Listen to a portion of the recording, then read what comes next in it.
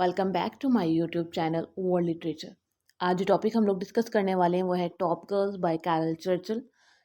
Play की summary देखेंगे, characters और थीम्स, और डेचरम जो है एक मूवमेंट है, इसको भी देखेंगे। तो अपना जो लेक्चर है वो हम लोग स्टार्ट करते हैं। फर्स्ट ऑफ ऑल, अगर कैरल चर्चिल की हम लोग बायोग्राफी देखें तो ये सितंबर 1938 में पैदा हुई थी और ब्रिटिश प्ले राइट हैं ये, और साथ ही साथ इन्होंने जो है वो अपने प्लेस के अंदर जो है अभी पावर की जो थ्रो पावर जो अब्यूज़ किया जाता है उसको हाईलाइट किया है, और साथ ही साथ इन्होंने नेचुरलिस्टिक नॉन नेचुरलिस्टिक टेक्निक्स को यूज़ किया है, और इन्होंने ऐसे थीम्स को एक्सप्लोर किया है जैसे सेक्सुअल पॉलिटिक्स हो गई, फेमिनिस्ट थीम्स हो गए।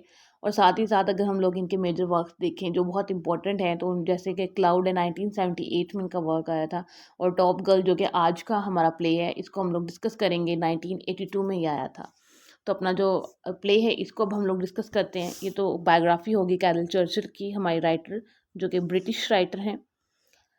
अगर हम लोग इस प्ले की बात करें तो ये प्ले जो है totally centred upon a women जिसका नाम जो है वो मार्लिन है। मार्लिन जो है ये एक करियर ओरिएंटेड वुमेन है, मीन्स कि ये जो उस टाइम पे ब्लैक्स थे या फिर उस टाइम पे जो बैकवर्ड एरिया से वुमेन बिलोंग करती थी या फिर जो बैकवर्ड क्लास थी उससे बिलोंग करती है। और ये जो है इसके माइंड में कुछ एम्बिशंस हैं, इसके लाइफ में कुछ पैशंस हैं कि उस बैकवर्ड एरिया से, उस पॉवर्टी से निकल के जो है वो फाइनेंशियली खुद को स्ट्रॉन्ग करना है, एलिट क्लास में जाना है या फिर मिडिल अपर क्लास में जाना है। तो मार्लिन का जो एम है वो हमें इसमें नज़र आता है, और ये एक बिजनेस वुमेन है और एक पैशन ओरिएंटेड और करियर ओरिएंटेड वुमेन है। फर्दर बात करते हैं ड्रामा की। ड्रामा में हमें टोटली जो है वो एम्बिशंस नजर आएंगे। उसके बाद थैचरिड पॉलिटिक्स जो कि किसने किस तरह से फेमिनिज्म को इन्फ्लुएंस किया था वो भी हम लोग इसमें देखेंगे। तो ये एक्चुअली है क्या?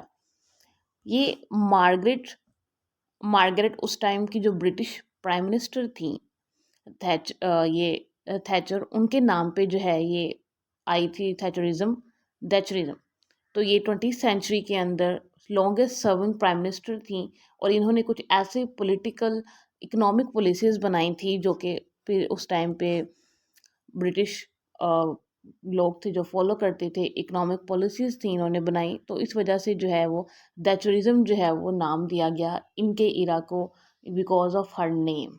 तो ये था इस प्ले के कॉन्टेक्स्ट में दैचरिज्म, जो कि ब्रिटिश जो प्राइम मिनिस्टर थी, फर्स्ट वुमेन, उनके नाम पे था, और इन्होंने इकोनॉमिक पॉलिसीज़ दी थी।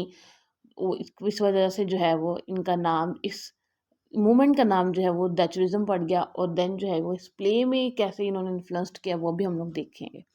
प्ले के कैरेक्टर्स की बात करते हैं। इसमें फर्स्ट जो मेन कैरेक्टर है, मार्लिन आ जाती है, Isabella Bird, Pope Joan, Lady Nijo, Dull Gret, Patient, Griselda, Joyce, Angie, Win, Kit and nail.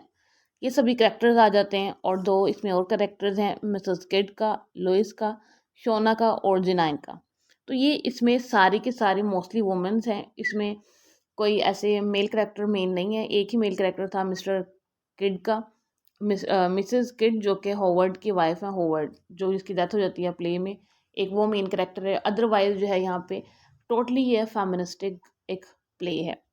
अब प्ले की जो है वो हम लोग समरी डिस्कस करते हैं कि अब समरी में ये होता क्या है कि मार्लिन जो है वो अपनी प्रमोशन को जो है वो सेलिब्रेट कर रही है, किसके साथ, सारी जो वुमेन है उनको इनवाइट करके एक होटल में। अब जो वुमेन सारी आती हैं वो सारी पास से आती हैं, मीन्स की जो हिस्टोरिकल वुमेन्स थी, जो कि चौसर की कैंटरबरी टेल्स में से, जो चौसर की एक उसमें से वाइफ में से भी कुछ थी, और कुछ जो हिस्ट्री में जो कि बहुत जिन्होंने वर्क किया, हार्ड वर्क जिन्होंने किया, जिन्होंने स्ट्रगल की, वो सारी वुमेन्स जो हैं वो इस प्रमोशन की सेलिब्रेशन में आती हैं मार्लिन को ज्वाइन करने। अब उनमें जब वो ज्वाइन करती हैं वो सारी जो हैं वो फिक्शनल भी हैं, वो हिस्टोरिकल गेस्ट्स हैं, और मिथिकल वुमेन है वो सारी के सारी, और उन्होंने जो है वो रियलिटी को फेस किया है और बिटरली सफ़र्ड हुई हैं अपनी लाइफ से। तो वो जो है वो अपनी सारी के सारा जो है अपना शेयर करती हैं विद मार्लिन, और सारी जो वहाँ पे वुमेन्स होती हैं उनके साथ। अब उन वुमेन्स में होता कौन कौन है वो मैं आपको यहाँ बताती हूँ। एजाबेला बर्ड होती है, पॉप जॉन होती है, लेडी निजो होती है, डलग्रेट होती है, और पेशेंट ग्रिसेल्डा। ये जो सारी होती हैं ये फ्रॉम पास्ट और हिस्टोरिकल गेस्ट जो हैं वो इस प्रमोशन में आई होती हैं, और ये एक दूसरे के साथ सारी वुमेन जो है वो डिस्कशन कर रही होती हैं अपनी लाइफ के बारे में कि कैसे उन्होंने जो है वो सारी हार्डशिप्स देखी और किस तरह से जो है उन्होंने अपनी लाइफ के चैलेंजेस को एक्सेप्ट किया, और जो है वो अब यहाँ इस जो है वो टाइम पीरियड तक आई हैं कि उनके जो बच्चे हैं उनको मर्डर किया गया, उनके जो है उनको अगेन एंड अगेन का ट्रायल लिया गया डिफरेंट डिफरेंट एंगल से। तो वो सब डिस्कशन जारी है, और देन जो है वहाँ पे सारी वुमेन जो है वो ब्रांडी शेयर करती हैं, वाइन पीती हैं। उसके बाद जो है वो एक्ट 2 में एक्ट 1 का सीन 2 शुरू हो जाता है प्ले के अंदर। अब क्या होता है कि जिनाइन जो है वो एक गर्ल का जो है वो इंटरव्यू करती है, और उसी दौरान जो है जब ऑफिस के अंदर इंटरव्यू हो रहा होता है, फिर जो है उसके बाद एनजी और मीन्स कि ये नॉन लीनियर प्लॉट है, इस ड्रामा का कोई लीनियर नहीं है। कभी ये ऑफिस होता है, कभी जो है वो मार्लिन जो मेन करेक्टर है उसका कहीं पास चल रहा होता है, तो ये नॉन लीनियर प्लॉट है इसका। अब एनजी किट जो है ये बैकयार्ड में खेल रहे हैं। एनजी कौन है? एनजी जो है ये मार्लिन की नेफ्यू है, और मार्लिन की सिस्टर जॉयस की ये डॉटर है, और किट जो है वो एनजी की फ्रेंड है। अब ये लोग जो हैं वो खेल रहे हैं। अब यहाँ पे एनजी एक्चुअली में है कौन, इसकी जो ये रिवील जो है वो प्ले के एंड पे जाके होता है। अब फर्दर देखते हैं समरी में। अब जो टॉप गर्ल्स है, ये टाइटल है इस प्ले का, एक्चुअली जो है ये टॉप गर्ल्स जो है ये एक एम्प्लॉयमेंट एजेंसी है जो कि वुमेंस को जॉब देती है, तो उसका नाम जो है टॉप गर्ल्स है। अब टॉप गर्ल्स में ऑफिस में क्या हो रहा है, नेल और विन जो है वो शेयर कर रही हैं, एक दूसरे के साथ गॉसिप कर रही हैं, और मार्लिन वहाँ आती है, ये मार्लिन को कॉन्ग्रेचुलेट करती हैं वहाँ पे। मार्लिन को कॉन्ग्रेचुलेट करने के बाद वहाँ पे जो है आ जाती है एनजी भी वहीं पे आ जाती है। एनजी जब आती है तो एनजी का यहाँ आना जो है वो मार्लिन को कुछ पसंद नहीं आता, और इनके मीन्स के वो अनएक्सपेक्टेड उसकी अराइवल होती है।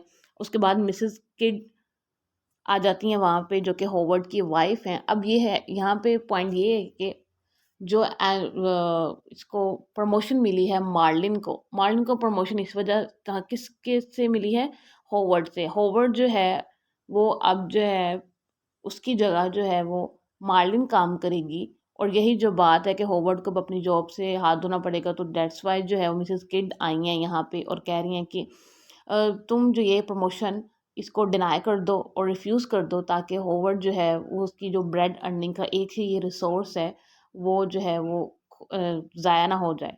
लेकिन वो मार्लिन ऑब्वियसली उसने एक स्ट्रगल की होती है, वो एक एम्बिशियस वूमन है। वो किस तरह से अपनी प्रमोशन जो उसको अब मिली है उसको इस तरह से रिफ्यूज़ कर सकती है, रिजेक्ट कर सकती है जस्ट फॉर हॉवर्ड। सो वो उसको यहाँ से जाने का कह देती है ऑफिस से। उसके बाद शोना और नेल की कन्वर्सेशन होती है। शोना और नेल कन्वर्सेट करते हैं, ऑब्वियसली जॉब के बारे में वहाँ पे कन्वर्सेशन होती रहती है ऑफिस के अंदर। उसके बाद अगर हम लोग बात करें, इसमें कैरेक्टर जो लोइस है वो बताती है किस तरह से उसको 56 ईयर्स हो गए हैं जो इस जॉब के पीछे, और वो कह रही है मैं जॉब छोड़ दूँ, मैंने कोई शादी नहीं की, ना उसके कोई किड्स हैं, और just because of small job, so इसलिए वो अब जॉब छोड़ रही है। तो ओवरऑल इसमें एक फेमिनिज्म का हमें पर्सपेक्टिव नज़र आता है। अब फाइनल एक्ट आ जाता है इस प्ले का। फाइनल एक्ट में क्या होता है? फाइनल एक्ट में ये होता है कि अब ये फाइनल एक्ट जो है वो 1 ईयर जो है ना वो प्रीवियस की बात हो रही है, इनके 1 ईयर इन पास्ट की बात होती है, कि जिसमें अर्लियर जॉयस जो होती है, मार्लिन होती है, और एंजी, ये सब लोग किचन में होते हैं और ये डिस्कशंस कर रहे होते हैं, एक दूसरे को स्टोरीज सुना रहे होते हैं आफ्टर डिनर। अब यहाँ पे बात क्या हो रही है थी कि जो मार्लिन है वो जॉयस को मिलने नहीं आती, और आफ्टर 6 ईयर्स जो है वो 1 साल पहले जो है वो गई थी। आफ्टर 6 ईयर्स वो गई थी इससे मिलने, जॉयस से और एंजी से। वो भी 1 साल पहले की बात हो रही है, यहाँ पे इनके इन पास चला गया है प्ले। मार्लिन, जॉयस और एंजी यहाँ पे डिस्कशन कर रहे होते हैं डिनर पे। उसके बाद जो है ये एक वाइन शेयर करती हैं। वाइन शेयर करने के बाद ये आपस में बातें कर रही होती हैं। जॉयस उसको बताती है कि तुमने जो है वो अपनी बर्डन जो है वो मुझे दे दिया, कि यहाँ पे रिवील होता है कि एंजी जो है वो एक्चुअल में मार्लिन की बेटी थी। अनवांटेड प्रेगनेंसी थी मार्लिन की, और इस वजह से उसने अपना करियर होने की वजह से उसने एनजी को जो है वो जॉयस को दे दिया, और जॉयस ने जो है वो अपनी लाइफ के एम्बिशंस को छोड़कर एनजी की जो है वो अपब्रिंगिंग की। बट अब जो है वो जॉयस चाहती है कि एनजी जो है वो मार्लिन को वापस कर दी जाए और वो उसी को संभाले, उसकी रिस्पॉन्सिबिलिटी ले। और जॉयस यहाँ पे काफ़ी जो है वो अनोइंग नज़र आ रही होती है और मार्लिन को काफ़ी ज़्यादा सुनाती है उसकी इर्रिस्पॉन्सिबिलिटी की वजह से। फिर इसके बाद जो है वो जॉयस यहाँ पे इनकी जो है वो आर्गूमेंट्स हो जाते हैं और जॉयस सोने चली जाती है। अब मार्लिन जो है वो मैगज़ीन पढ़ रही होती है और वहाँ पे एंजी आती है, उसको मम कहती है। और यहाँ पे स्ट्रेंज बात तो ये है कि उसने ये सारी स्टोरी सुनी कैसे, उसको उसने क्यों कहा मार्लिन को मम। और मार्लिन उसको कहती है कि तुम्हारी जो मम है वो सो रही हैं। लेकिन यहाँ पे जो है एंजी फिर रात को सोते हुए जो है वो फ्राइटनिंग फ्राइटनिंग कहती है। मार्लिन उससे पूछती है कि तुम किस चीज़ से खौफज़दा हो, क्या तुमने ऐसा कोई ड्रीम देख लिया है? बट एंजी ने तो वो नाइटमेयर देख लिया था कि जहाँ पे उसको पता चलता है कि ना ही मार्लिन उसकी जो एक्चुअल मदर है उसकी रिस्पॉन्सिबिलिटी लेने के लिए तैयार है, ना ही जॉयस जो कि उसकी आंट है वो उसकी रिस्पॉन्सिबिलिटी लेने के लिए तैयार है। तो ये था हमारा प्ले टॉप गर्ल्स। अब टॉप गर्ल्स के अंदर हमें कौन कौन से थीम्स नजर आते हैं? टोटली फेमिनिज्म कि किस तरह से वुमन उस टाइम पे स्ट्रगल कर रही थी, किस तरह से जो है वो जॉब लेना कितना उस टाइम पे डिफ़िकल्ट था, जिस टाइम पे 1982 में ये प्ले था उस टाइम पे।